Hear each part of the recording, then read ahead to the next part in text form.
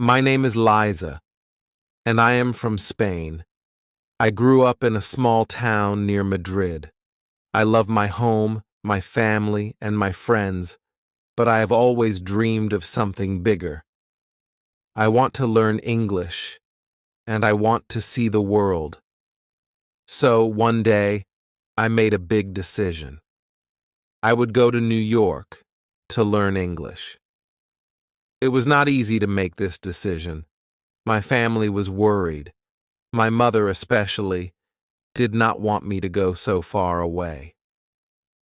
Liza, she said, New York is a big city. You don't know anyone there. It's dangerous, and your English is not very good. How will you talk to people? But I was determined.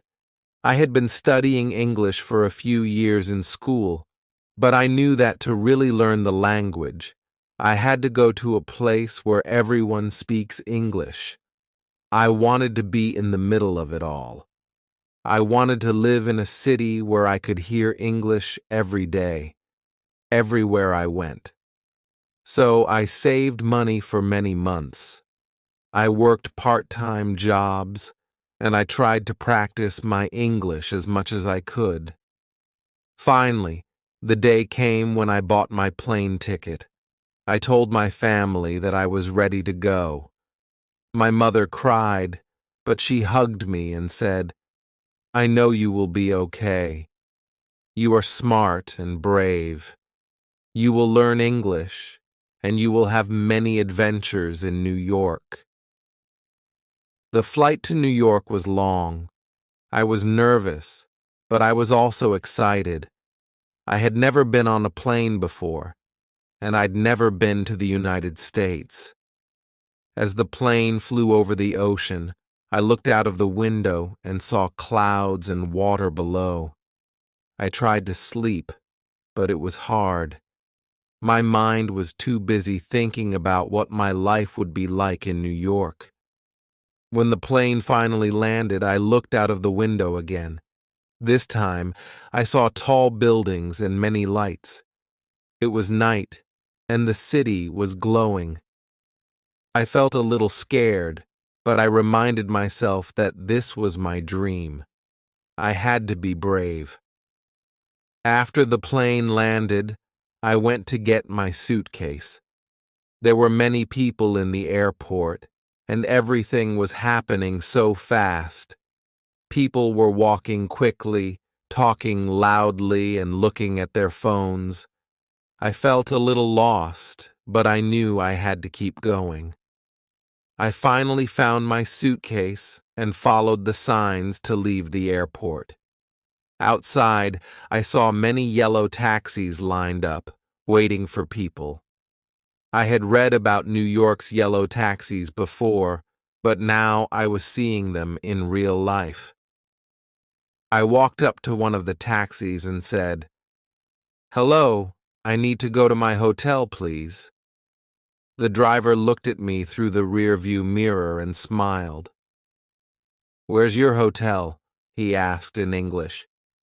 His accent was strong, and I had a hard time understanding him at first, but I tried my best to listen carefully. I took out a piece of paper from my bag and showed him the address of my hotel. "Here," I said, "this is the address." He nodded and started driving. As we drove through the city, I looked out of the window in amazement. New York was so big. There were so many tall buildings and so many people walking on the streets. Even though it was late at night, the lights from the buildings and the cars made the city feel alive. I felt excited but also nervous. Everything was so new. The people, the streets, the language. It all felt different. I knew this was where I wanted to be. But I also knew that it was going to be hard. I had to be strong and focused on my goal to learn English. When I arrived at my hotel, I thanked the taxi driver and checked in. The woman at the front desk smiled and said, "Welcome to New York. How can I help you?" Her English was fast, but I understood most of what she said. "Thank you," I replied, trying my best to speak clearly. "I have a reservation." She asked me for my name, and I gave her my passport. After a few minutes, she handed me my room key and pointed to the elevators. "Your room is on the 3rd floor," she said. "Enjoy your stay." I smiled and nodded. "Thank you." I took the elevator to my room. When I got inside, I felt relieved. The room was small but comfortable. There was a bed, a desk, and a window that looked out onto the street. I sat on the bed and looked around. This was my new home, at least for now. I was tired from the long flight, but I couldn't sleep. My mind was full of thoughts about the days ahead. Tomorrow, I would go to my new English school. I was excited to meet my teachers and my classmates. I hoped that they would be friendly, and I hoped that I would learn quickly. But at the same time, I was worried. What if my English wasn't good enough? What if I couldn't understand the teachers? What if I couldn't make any friends? These thoughts made me feel anxious, but I reminded myself that I had come to New York for a reason. I had a goal, and I had to work hard to achieve it. The next morning, I woke up early. I got dressed and looked at the map to find the way to my English school. It was about 20 minutes away from the hotel by bus. I felt a little nervous about taking the bus, but I knew I had to try. After all, I was here to learn, and that included learning how to get around the city. I walked to the bus stop and waited. There were many people at the bus stop, and everyone was talking in English. I listened carefully, trying to understand what they were saying, but it was difficult. Some people spoke very quickly, and others used words that I didn't know. When the bus arrived, I got on and found a seat near the window. As the bus drove through the city, I looked out and saw many different neighborhoods. Some areas were very busy with shops and restaurants on every corner. Other areas were quieter, with trees and parks. After a while, the bus arrived at the stop near my English school. I got off the bus and walked to the building. It was a tall building with many windows. I felt nervous as I walked inside, but I reminded myself that this was the reason I had come to New York. I was here to learn. Inside, I saw many other students. Some of them were from other countries, just like me. I heard people speaking in different languages, but most of the conversations were in English. I felt a little shy, but I knew that I had to talk to people if I wanted to improve my English. I walked up to the front desk and said, "Hello, I am here for my English class." The woman at the desk smiled and asked for my name. "Leza," I said. "Welcome, Leza," she said. "Your class is on the 2nd floor, in room 203. Just take the stairs and you will find it easily."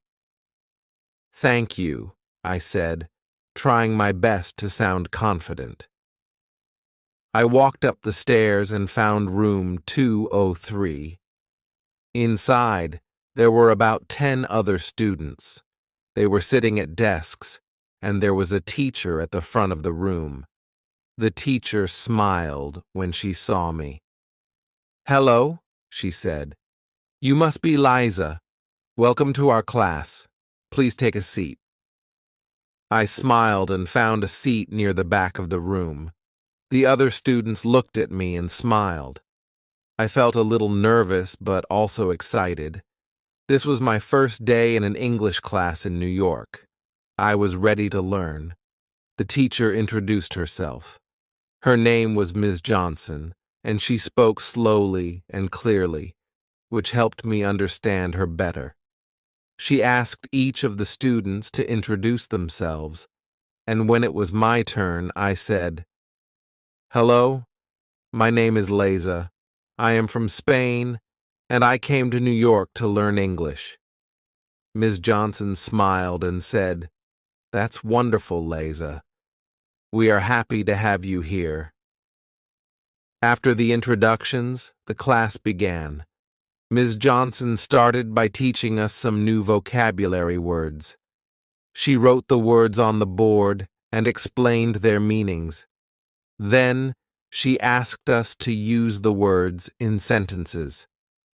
I listened carefully and tried to understand everything she said. At first, it was difficult. Some of the words were new to me, and I wasn't sure how to use them correctly. But I tried my best, and Ms. Johnson was very patient. She helped me when I made mistakes, and she encouraged me to keep trying. After class, I felt good. I had learned new words, and I had practiced speaking English with the other students. I knew I still had a lot to learn, but I was excited about the progress I had made on my first day. As I walked back to my hotel, I thought about how different life in New York was from life in Spain. The city was big, busy, and full of people from all over the world. It was a little overwhelming, but it was also exciting. I knew that I'd made the right decision to come here. I was going to learn English, and I was going to experience things I had never experienced before. That night, I called my mother. I told her all about my first day in New York. I told her about the bus ride, my English class, and the people I had met. "I'm so proud of you, Liza," my mother said over the phone. I could hear the relief in her voice. "It sounds like you're already learning so much." "Yes, Mama," I replied.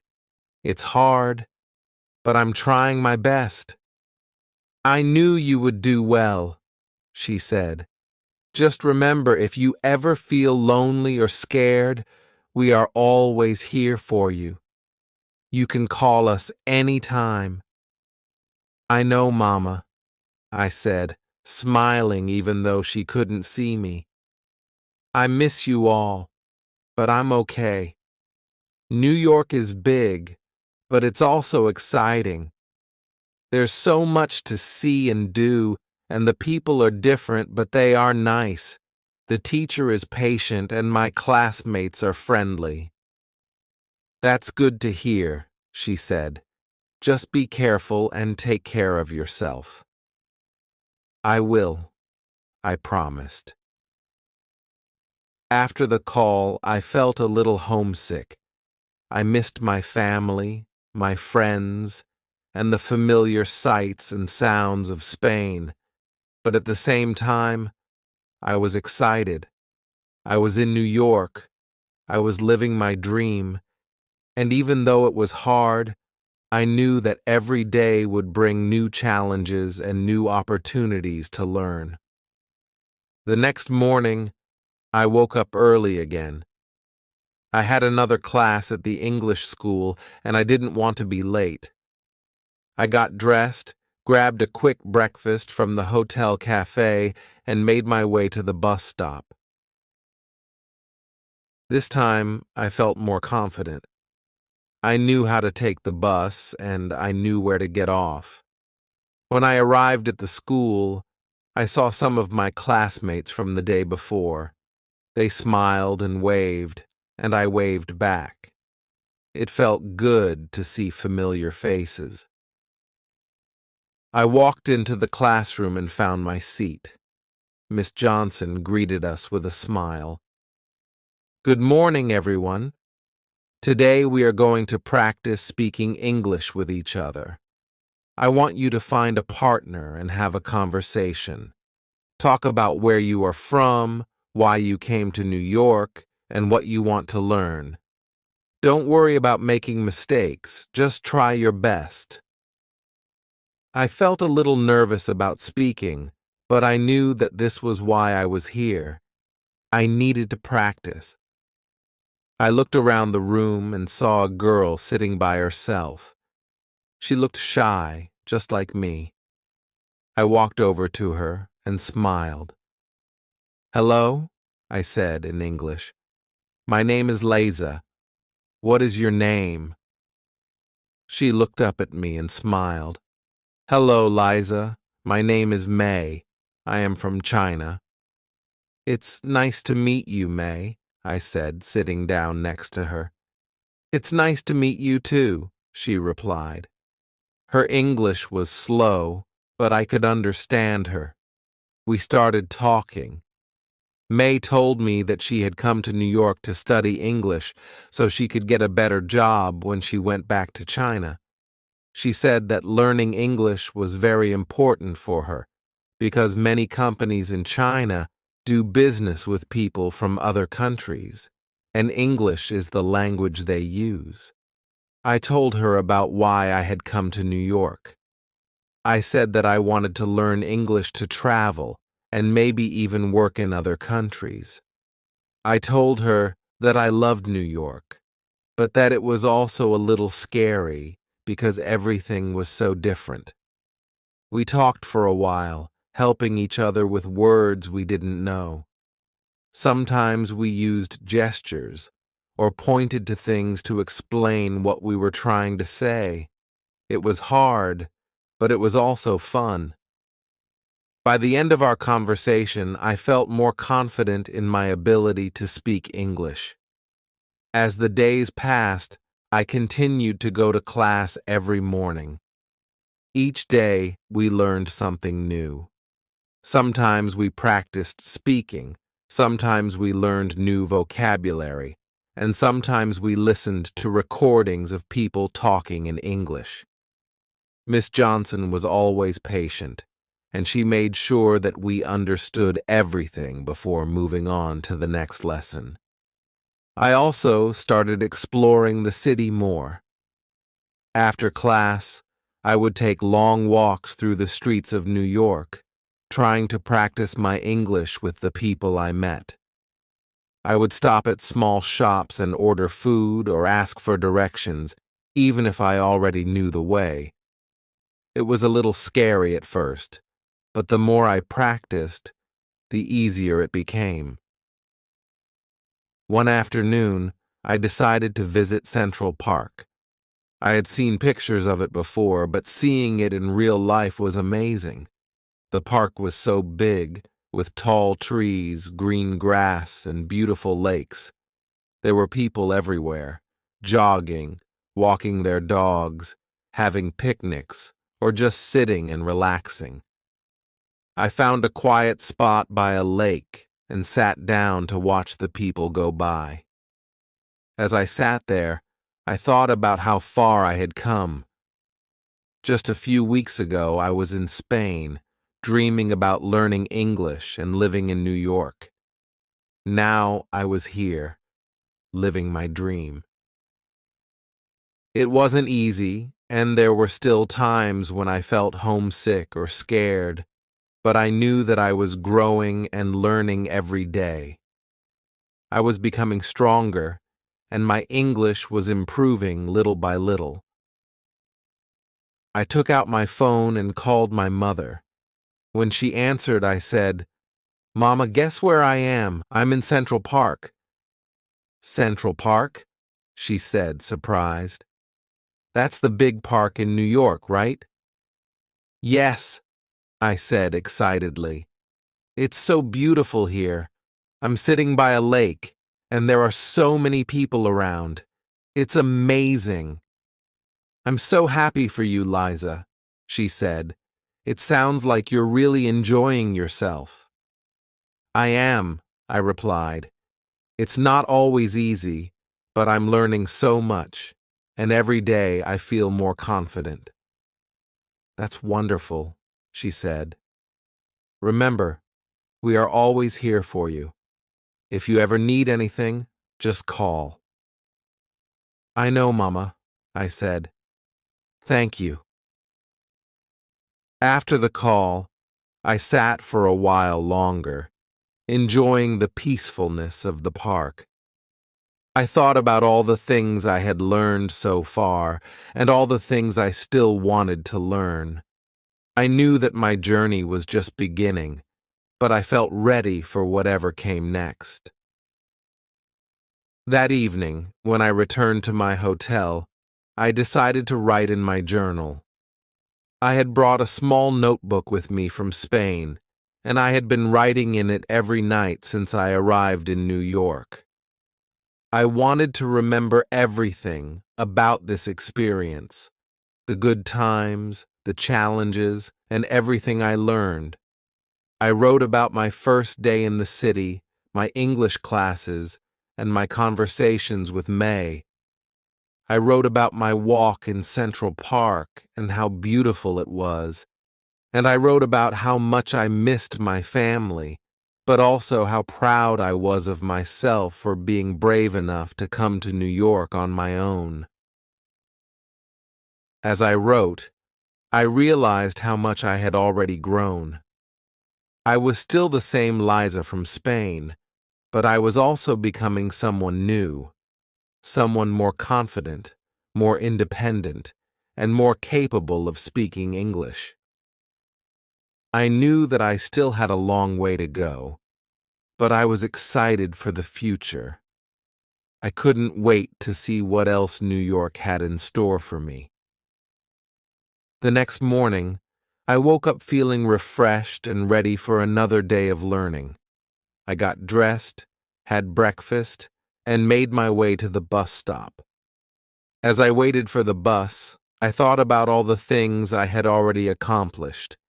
I had learned how to navigate the city, made new friends, and improved my English. And this was just the beginning. As the bus pulled up and I stepped inside, I smiled to myself. I was in New York, living my dream, and I was ready for whatever came next. This was just the start of my adventure, and I knew that there were many more exciting things ahead. End of Chapter 1. This chapter introduces Liza's arrival in New York, her first experiences in the city, and her initial steps in learning English. It captures her excitement, nervousness, and determination to succeed in this new environment, while showcasing her interactions with other students and her gradual confidence in using English in everyday situations. Chapter 2. Discovering New York. The next few weeks in New York were a mix of excitement, challenges, and discoveries. Every day, I woke up early, eager to learn something new. I started to fall into a routine, waking up, getting ready for class, taking the bus to my school, and spending a few hours improving my English. But outside of class, I was discovering much more than just a language. I was discovering a whole new world. One morning, after another great class with Miss Johnson, I made plans with May and another classmate, Ahmed, who was from Egypt, to explore the city together. Ahmed had been in New York for a couple of months, so he knew more about the city than we did. He offered to show us around, and May and I were excited to see more of New York beyond the streets near our school. We should go to Times Square, Ahmed suggested as we left class. It's one of the most famous places in the world, and it's not far from here. Times Square, I repeated, feeling a rush of excitement. I had seen pictures of Times Square with its bright lights and huge screens, but I couldn't believe I was actually going to see it in real life. Yes, I've heard it's very busy, May added, looking a little nervous but smiling. But I'd love to see it too. We agreed to meet after lunch, and I went back to my hotel to eat and change into something more comfortable for walking. As I sat at the small table in my room, eating a sandwich I had picked up from a nearby cafe, I thought about how lucky I was to have met friends like May and Ahmed. It made the big city feel a little less scary.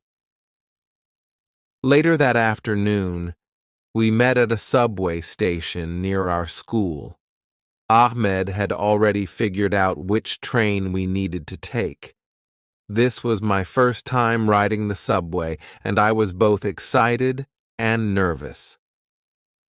The subway was a huge part of New York City life, but I had heard that it could be confusing, especially for newcomers like me. "Don't worry, Liza," Ahmed said with a smile as we walked down the stairs to the platform. "I'll show you how it works. It's not too hard once you get used to it."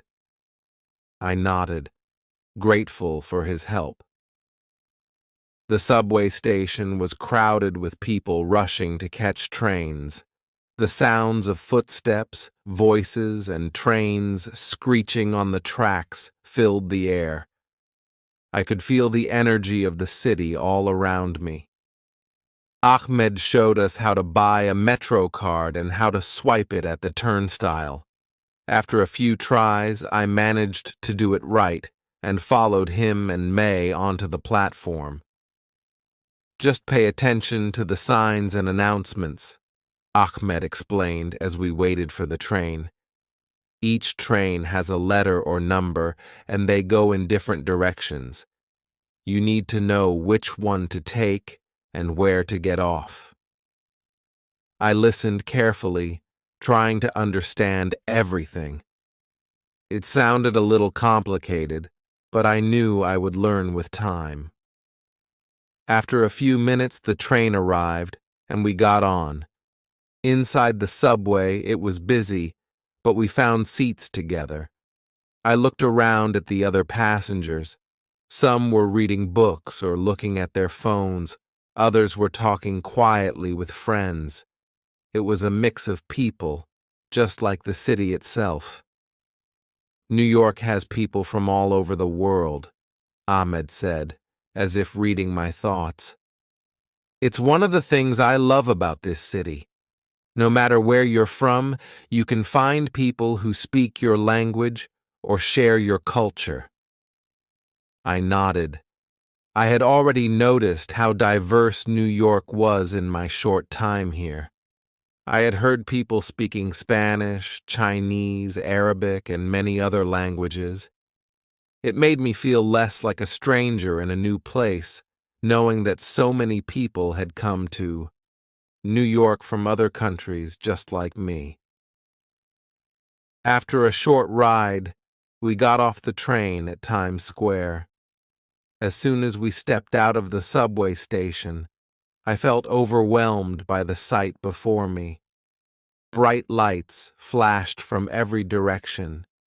Giant screens displayed advertisements for movies, music, and fashion, and people were everywhere.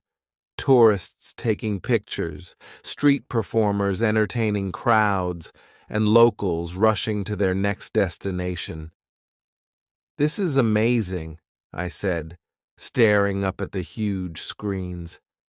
"I've never seen anything like this." May looked around in awe, too. "It's so bright. Even though it's still daytime, it feels like night with all these lights." Ahmed smiled at our reactions. "Welcome to Times Square, the heart of New York City." We spent the next few hours walking around, taking pictures and exploring the shops and theaters that lined the streets. We saw the famous red stairs where people sat and watched the busy streets below, and we visited a few stores that sold all kinds of souvenirs, keychains, t-shirts, and postcards with pictures of the city. At one point, we stopped to watch a group of street dancers performing in the middle of the square. They were amazing, spinning and flipping to loud music while a crowd of people cheered them on. I couldn't believe how much talent there was on the streets of New York. "This city never stops," Ahmed said as we watched the dancers. "There's always something happening, no matter what time it is." He was right. Even though it was getting late, Times Square was still full of life. It was a little overwhelming, but in a good way. I felt like I was in the center of the world, surrounded by energy and excitement. By the time we decided to head back, it was dark, but the lights of Times Square were as bright as ever. We walked back to the subway station, tired but happy. As we rode the train back, I thought about how much I had seen and learned in just one afternoon. Back at my hotel, I lay in bed, still thinking about Times Square and the incredible energy of the city. I had only been in New York for a few weeks, but already it felt like I was experiencing so much. Every day brought something new, and every day I felt like I was growing, not just in my English skills, but as a person. The next day, back in class, Miss Johnson asked us to write about our experiences in New York so far. I was excited to write about my trip to Times Square, but I also wanted to write about how I was feeling. I was proud of myself for coming to New York and for facing all the challenges that came with living in a new country. As I wrote, I thought about how much I had learned. My English was improving little by little, and I was starting to feel more confident when I spoke. I still made mistakes, but that was okay. Every mistake was a chance to learn.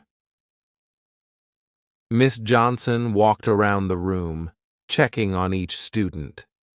When she reached my desk, she smiled and asked, "How's it going, Liza?" "It's good," I replied. "I'm writing about my trip to Times Square. It was amazing." "That's great," she said. "I can't wait to read it." After class, I showed my story to May and Ahmed. We laughed as we remembered our adventure, and Ahmed promised to take us to more places in the city soon.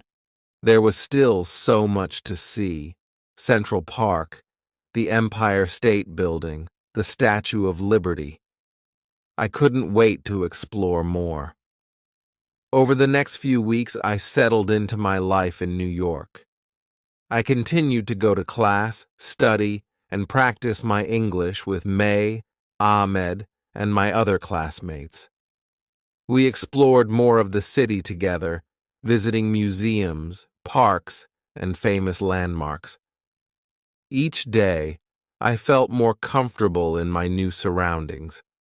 I was learning to navigate the subway on my own, and I was even starting to have small conversations with people in English outside of class. Whether it was ordering food at a cafe, asking for directions, or chatting with my classmates, I was practicing every chance I got. One evening, as I walked back to my hotel after class, I realized something. New York no longer felt like a foreign place. It was starting to feel like home. Chapter 3: Building Confidence in a New City. As the days turned into weeks, I became more comfortable with my life in New York. Every day was a new adventure, and every conversation was a chance to improve my English. I was beginning to feel like I could handle anything the city threw at me. Of course, there were still moments of doubt and homesickness, but I was learning how to overcome them. One morning, I woke up feeling especially excited. Miss Johnson had announced that we were going to have a special project in class. We were going to form small groups and give a presentation on any topic we chose. It could be about something related to our home countries, something we had learned in New York, or even something about ourselves. The goal was to practice speaking in front of others using the English we had learned so far. When I got to class, I saw that everyone was buzzing with excitement. May and Ahmed were already talking about what they might present. May said she wanted to talk about Chinese food and how different it was from what she had seen in New York. Ahmed was thinking about doing a presentation on Egyptian history. "What about you, Liza?" May asked as I sat down next to her. "What are you going to talk about?" I hadn't decided yet, but I knew I wanted to choose something that felt personal and meaningful to me. I thought about Spain, my family, and my experiences so far in New York. Then an idea popped into my head. "I think I'll talk about my journey to New York," I said, "about why I decided to come here and what I've learned since I arrived." "That sounds great," Ahmed said. "You've had such an interesting experience already. I'm sure everyone will love hearing about it." I felt a little nervous about the idea of giving a presentation in front of the whole class, but I knew that this was an important step in improving my English. It was one thing to practice with my friends, but speaking in front of a group was something else entirely. Still, I was determined to do my best. Over the next few days, I worked on my presentation. I started by writing down some key points that I wanted to talk about. I thought about how I could explain why I had chosen to come to New York, how I felt when I first arrived, and what challenges I had faced. I also wanted to share how much I had learned and how grateful I was for the experience. As I wrote, I realized that this was more than just a presentation. It was a chance for me to reflect on my journey. When I first arrived in New York, everything had seemed so big and overwhelming. But now, I was starting to feel more confident. I had made friends, I had learned how to navigate the city, and I was improving my English every day. The night before the presentation, I practiced in front of the mirror in my hotel room. I spoke slowly and clearly, trying to remember all the things Miss Johnson had taught us about pronunciation and sentence structure. It wasn't perfect, but I was proud of how much progress I had made. The next day, I arrived at class feeling a mix of excitement and nervousness. Miss Johnson greeted us with her usual warm smile and explained that we would take turns giving our presentations. Each group would have about 10 minutes to speak, and then the class would have a chance to ask questions. I was paired with May and Ahmed, and we were scheduled to go after a few other groups. As I watched the first presentations, I felt my nerves building. Some of the students were really good at speaking in English, and I worried that my presentation wouldn't be as good. But then I reminded myself that this wasn't about being perfect. It was about practicing and learning. Finally, it was our turn. May went first, talking about Chinese food and the differences between traditional dishes in China and what she had found in New York. She brought pictures of her favorite dishes and even showed us how to use chopsticks. The class loved it, and May's confidence grew as she spoke. Next, Ahmed gave his presentation on Egyptian history. He talked about the pyramids, the ancient pharaohs, and how Egypt's history influenced modern culture. He spoke with passion, and it was clear that he loved sharing his country's rich history with us. Then it was my turn. I took a deep breath and stood in front of the class. My hands were shaking a little, but I reminded myself that I'd prepared for this.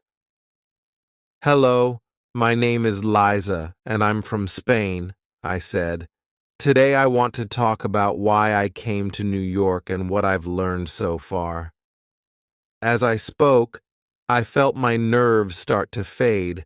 I talked about my decision to come to New York to learn English, how excited and scared I had been when I first arrived, and the challenges I had faced. I shared stories about my first day at the school, my trips around the city, and how much my English had improved since I started the course.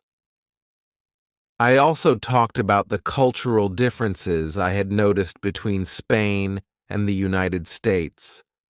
For example, in Spain, we usually have a big lunch in the middle of the day, but in New York, most people eat lunch quickly and keep working.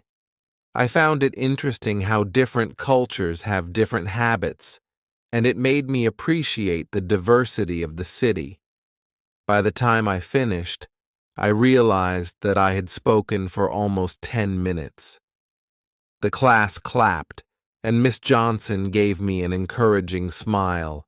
"You did great, Liza," she said. "You've come such a long way since your first day here."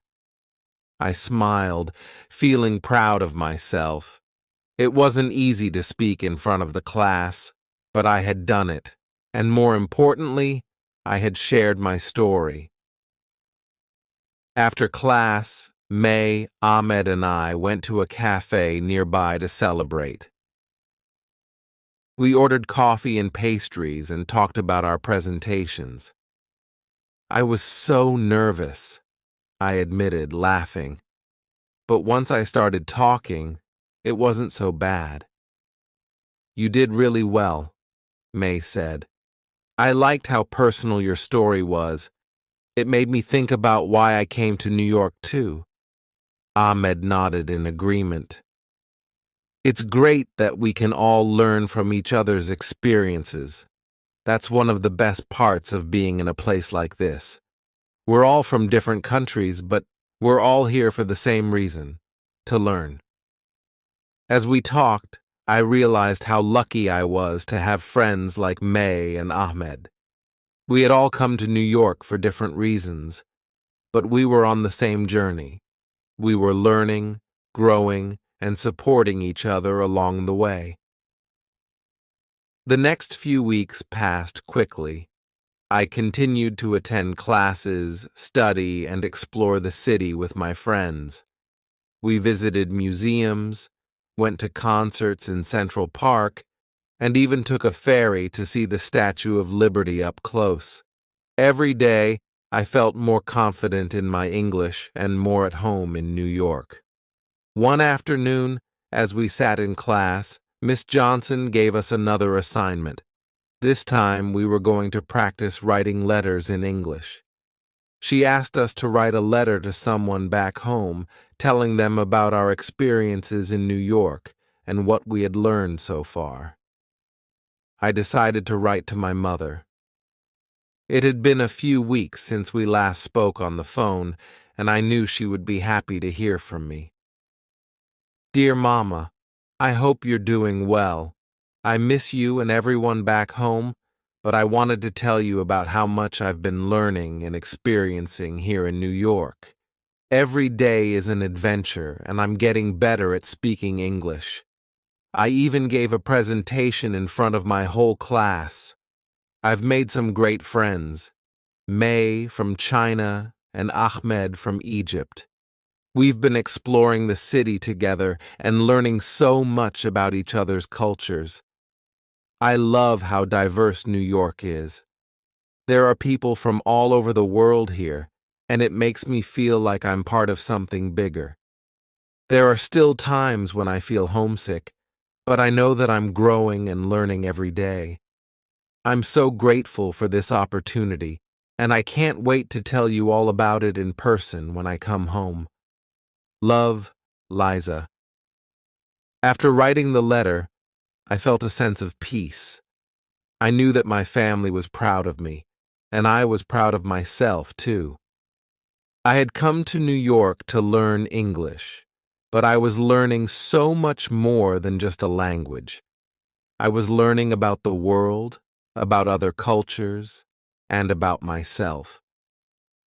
As the weeks went on, I continued to work hard in class and explore the city. My confidence grew with each passing day, and I felt more comfortable speaking English with everyone I met. I knew that I still had a lot to learn, but I was excited for the journey ahead. And I was excited to see what it was like.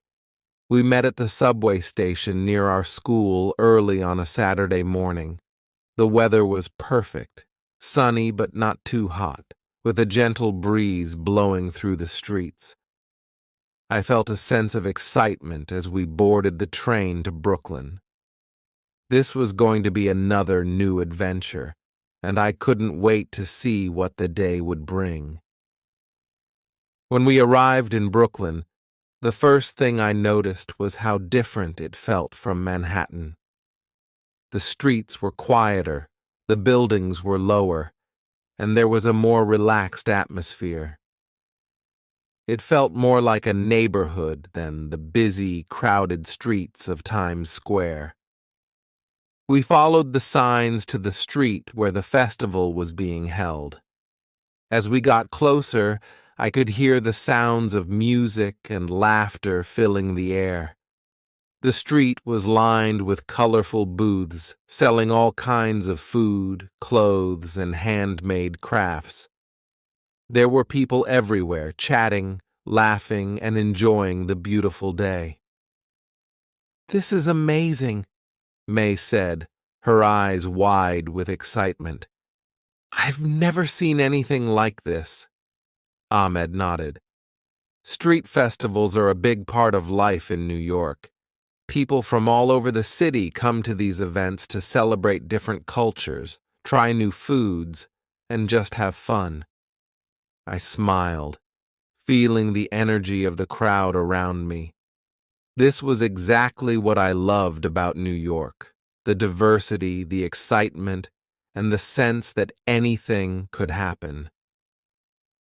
As we walked through the festival, we stopped at different booths to try food from all over the world. We sampled tacos from Mexico, dumplings from China, falafel from the Middle East, and even churros, which reminded me of home.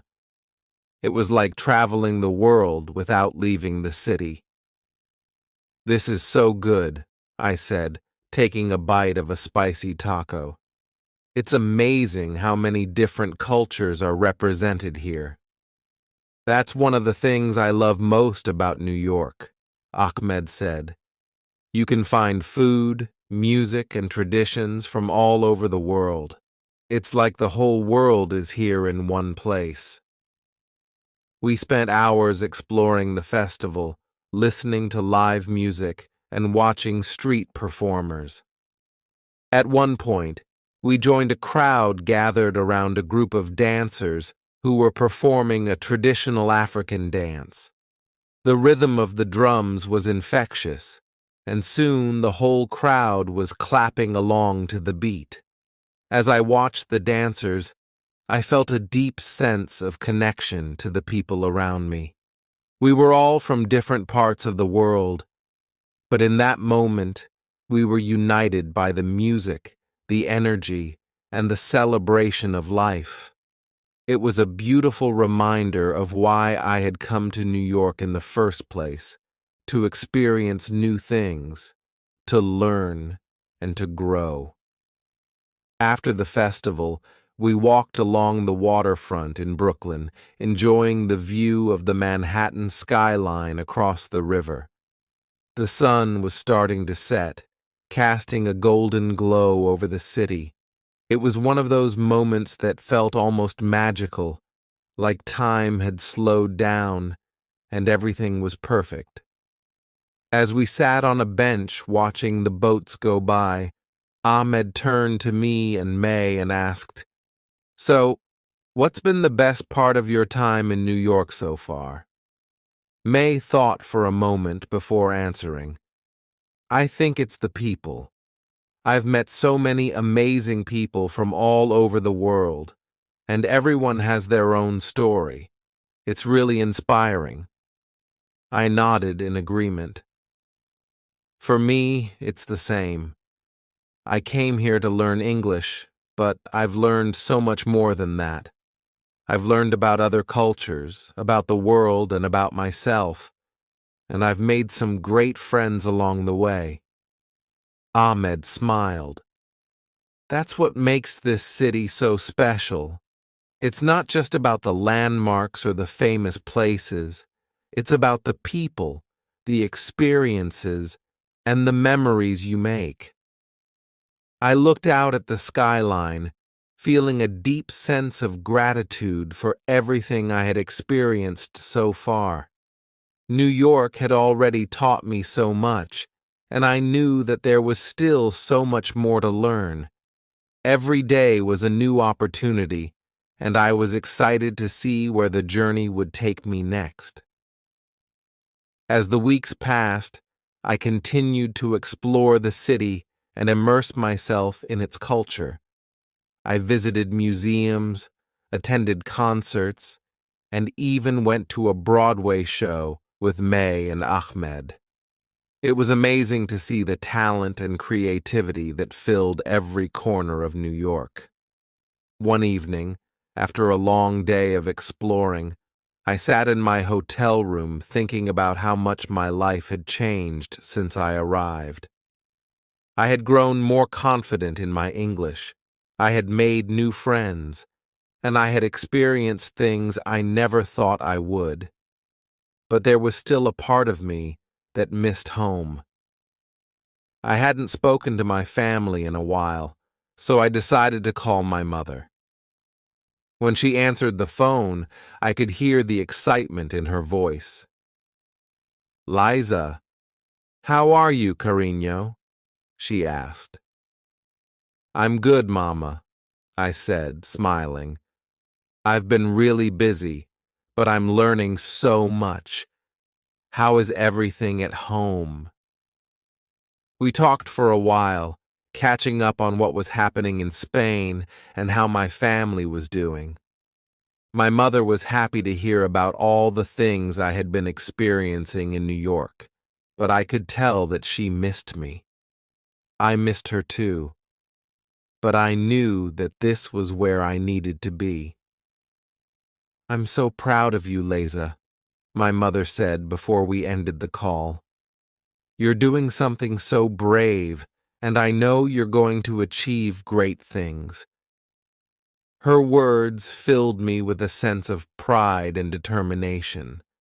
I knew that my time in New York was an important part of my journey, and I was determined to make the most of it.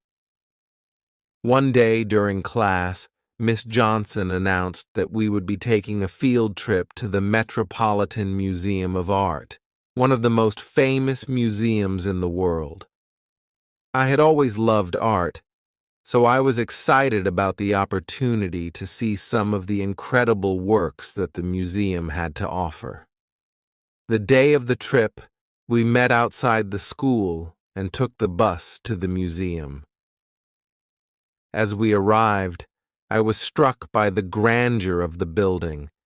It was massive, with tall columns and steps leading up to the entrance. Inside, it was even more impressive, with high ceilings, marble floors, and endless galleries filled with art from all over the world. Miss Johnson gave us a brief introduction to the museum and then let us explore on our own. And I decided to start with the European paintings. As we walked through the galleries, I was in awe of the masterpieces that surrounded us. There were paintings by famous artists like Van Gogh, Monet, and Rembrandt, each one more beautiful than the last. "I can't believe we're seeing these in person," May said, her voice filled with wonder. "They're so much more powerful than in pictures." I agreed. There was something magical about being in the presence of such incredible art. It made me feel connected to history, to the artists who had created these works, and to the people who had admired them over the centuries. After spending a few hours in the museum, we took a break in the museum's cafe. As we sat sipping our coffee and talking about our favorite pieces, I realized that this was another one of those moments I would never forget. New York had a way of surprising me, of showing me new things, and opening my eyes to the beauty of the world. The more time I spent in New York, the more I realized that the city was shaping me in ways I hadn't expected. I was becoming more confident, more open-minded, and more curious about the world around me. Every day brought new challenges and new opportunities, and I was determined to make the most of every moment. As I sat in my room that night, reflecting on everything I had experienced so far, I felt a sense of peace. I knew that I still had a lot to learn, but I was excited for the journey ahead. New York had already taught me so much, and I couldn't wait to see what else it had in store for me. Chapter 5: Facing New Challenges and Growing Stronger. As my time in New York progressed, I began to notice a shift in myself. Every day felt like a lesson, not only in English but in life. I was learning how to navigate new challenges, how to adapt to situations I had never encountered before, and how to grow stronger with each experience. While the excitement of the city kept me motivated, there were also moments of struggle that tested my resilience. One of the biggest challenges I faced came during a group project in class. Miss Johnson had assigned us to work in teams to create a detailed report about a famous New York landmark. My group was assigned the Empire State Building, one of the most iconic skyscrapers in the city. At first, I was excited about the project because I'd always wanted to learn more about the building. But as the days went on, I realized that this project was going to be harder than I expected. Our group consisted of 4 students: May, Ahmed, a girl from Brazil named Sophia, and me. We all got along well, but we had very different ideas about how to approach the project. May wanted to focus on the architecture of the building. Ahmed wanted to talk about its history. Sophia was more interested in its significance in pop culture, and I wanted to explore its role as a symbol of New York's identity. During our first group meeting, it became clear that we were struggling to agree on a plan. We spent hours discussing and debating, but we couldn't seem to settle on a direction for the project. I felt frustrated, but I didn't want to push my ideas too hard. I wanted to be a team player, but it was difficult when everyone had such different opinions. One evening, after another long and unproductive meeting, I walked back to my hotel feeling disheartened. This project was supposed to be fun, but it was turning into a source of stress. I didn't know how to resolve the situation, and I worried that we wouldn't be able to complete the project on time. When I got back to my room, I called my mother. I hadn't spoken to her in a few days, and I knew that talking to her would help me clear my mind. "Mama, I'm having a hard time with this project," I said, explaining the situation to her. My mother listened patiently, and when I finished, she gave me some advice that helped me see things more clearly. "Liza, sometimes in life you have to take charge, even if it's uncomfortable," she said. "You're learning, and part of that process is learning how to work with others. But if you feel strongly about something, don't be afraid to speak up. You have a voice and your ideas matter." Her words gave me the confidence I needed to approach the next group meeting with a fresh perspective. I realized that I didn't have to be passive. I could help guide the group toward a compromise that worked for everyone. The next day, I arrived at the library where our group was meeting. I felt nervous but determined. As we sat down to start our discussion, I took a deep breath and spoke up.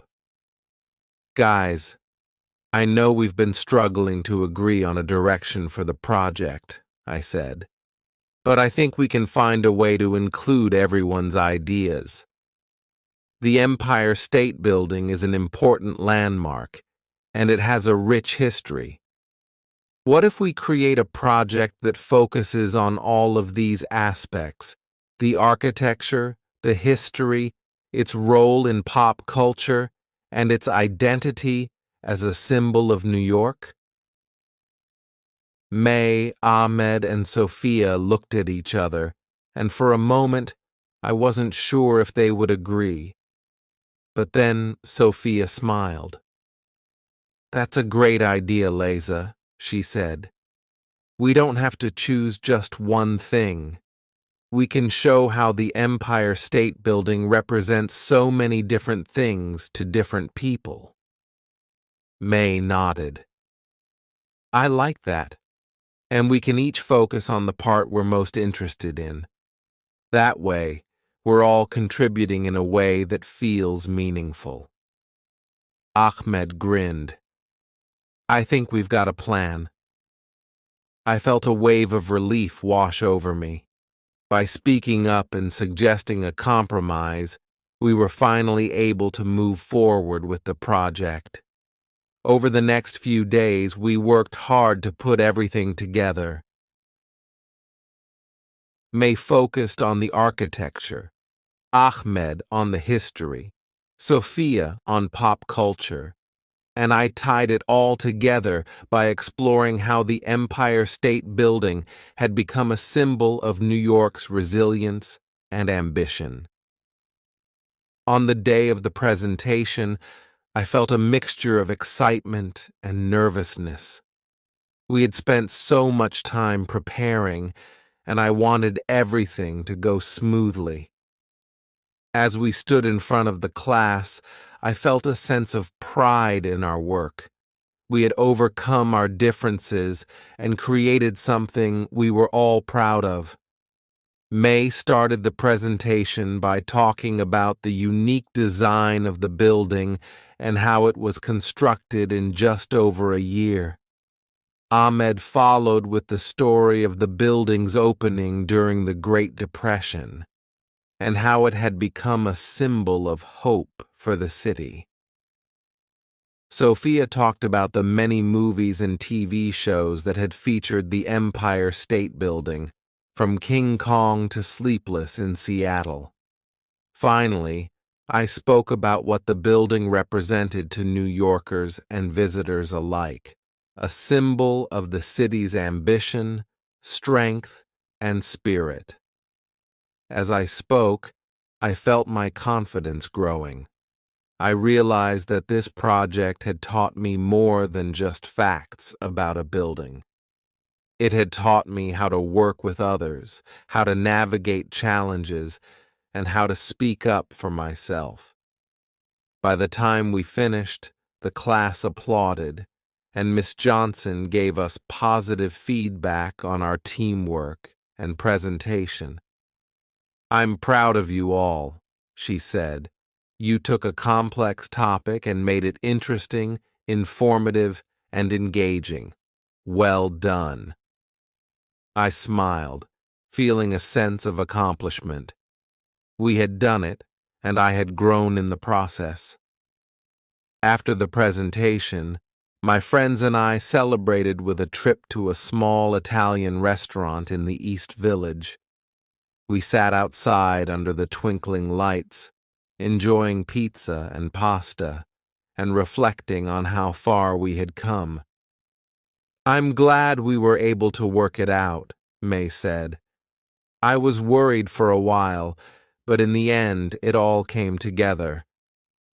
"I think we all learned something," Ahmed said, taking a bite of his pizza. "It's not always easy to work in a group, but when you find a way to collaborate, the result can be really rewarding." Sophia nodded. "It's a good lesson for life, too. Sometimes you have to be willing to compromise and listen to others." I smiled, feeling grateful for the experience. "And sometimes you have to speak up for what you believe in," I added. "I'm really glad we were able to find a way to include everyone's ideas."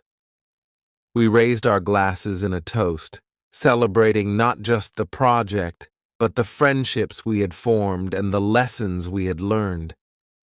As I looked around at my friends, I realized how lucky I was to be in New York, experiencing all of this with such amazing people. In the weeks that followed, I continued to push myself outside of my comfort zone. I started volunteering at a local community center, helping other newcomers to the city practice their English. It was a rewarding experience, and it gave me a chance to give back to the city that had already given me so much. One evening, as I walked through Central Park after class, I thought about how much I had grown since I first arrived in New York.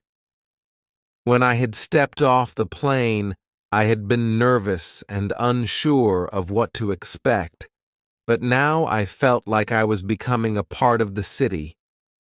I had made friends, faced challenges, and learned more than I ever thought possible. But there was still so much more to explore, so much more to learn, and I was ready for whatever came next. Chapter 6. Discovering the Heart of New York. As I became more comfortable in New York, I started to feel like I was truly part of the city. Every day brought new experiences, new challenges, and new opportunities to grow. The more I explored, the more I realized that New York was more than just a place to learn English. It was a place to learn about life.